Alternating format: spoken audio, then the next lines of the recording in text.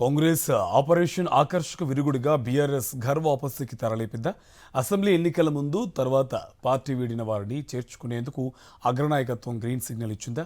మాజీ ఎమ్మెల్యే కోనేరు కోనప్ప మళ్లీ గులాబీ కండువా కప్పుకోవడం వెనుక ఏం జరిగింది? Take a look. గత తెలంగాణ అసెంబ్లీ ఎన్నికలకు ముందు ఎన్నికల ఫలితాలు వచ్చి కాంగ్రెస్ ప్రభుత్వం ఏర్పడిన తరువాత బీఆర్ఎస్ పార్టీని పలువురు నేతలు వదిలేశారు. రాజకీయ అవకాశాలు రాలేదని కొందరు, ఓటమి తర్వాత సొంత కారణాలతో మరికొందరు కారు దిగారు. 10 మంది బీఆర్ఎస్ ఎమ్మెల్యేలు నియోజకవర్గాల అభివృద్ధి పేరు చెప్పి అధికార కాంగ్రెస్ పార్టీలో చేరారు. కాంగ్రెస్ పార్టీ అధికారంలోకి వచ్చి 20 నెలలు దాటింది. త్వరలో స్థానిక సంస్థల ఎన్నికలు జరగబోతున్నాయి. ఈ నేపథ్యంలో లోకల్ ఎలక్షన్ల సీట్ల విషయంలో అధికార కాంగ్రెస్లోని కొత్త పాత నేతల మధ్య గొడవలు మొదలైనట్టు సమాచారం.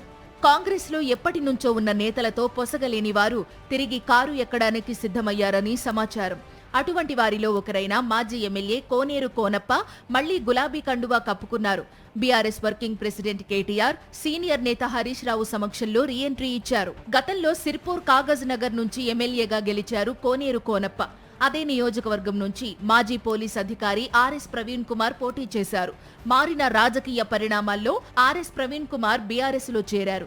అయితే ఇప్పుడు కోనేరు కోనప్ప మళ్లీ కారు పార్టీలో చేరడంతో ఆ నియోజకవర్గ బీఆర్ఎస్ లో ఎటువంటి పరిణామాలు చోటు చేసుకునే అవకాశం ఉందనే దానిపై చర్చ మొదలైంది.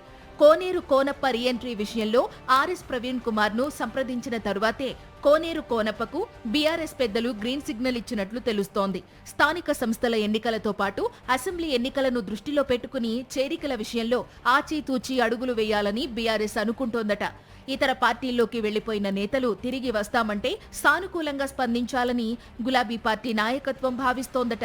అధికార కాంగ్రెస్లోకి వెళ్లిపోయిన ఎమ్మెల్యేల్లో ఒకరిద్దరు రకరకాల కారణాలతో హస్తం పార్టీలో ఇమడలేకపోతున్నారని, వారు తిరిగి జై కేసీఆర్ అంటారనే ప్రచారం కూడా జరుగుతోంది.